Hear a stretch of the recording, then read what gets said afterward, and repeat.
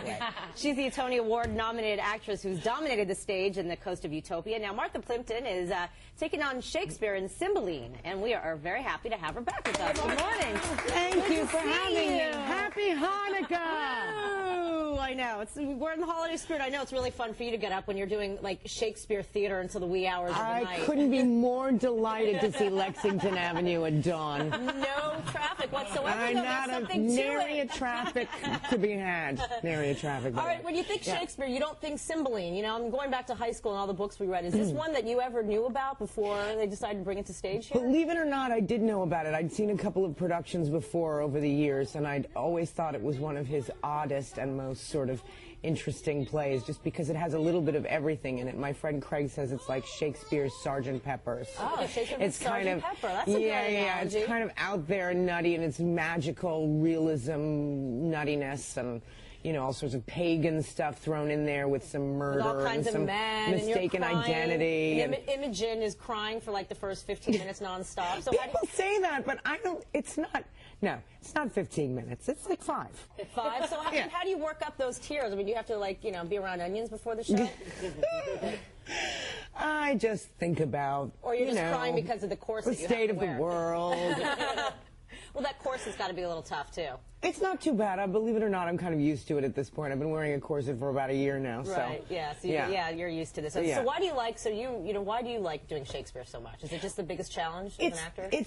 You know, Shakespeare always makes you a better actor because you've got insane challenges that you don't really get anywhere else, and he's the first to sort of pose them, you know, historically. So any opportunity I would get to do, you know, some crazy Shakespeare, I would take. I would snap it up in a minute, That's great. Well, obviously, I mean, you come from a long line of, you know, you come from an acting dynasty, I guess, so to speak. I mean, your parents met doing the original Hair, Yeah, I mean, Keith Carradine's your father, Shelley Plimpton's your mom. So, obviously, the apple doesn't fall far from the tree. Well, thank you very much. That's a, you know, tremendous compliment. So do they encourage this career, obviously? Or well, I don't know. They didn't encourage or discourage. They just sort of let me do what I wanted to do. And my father was in L.A. most of the time, and I lived here in New York with my mother, and it was sort of a foregone conclusion, I think, to a certain degree because of my pathological need for attention.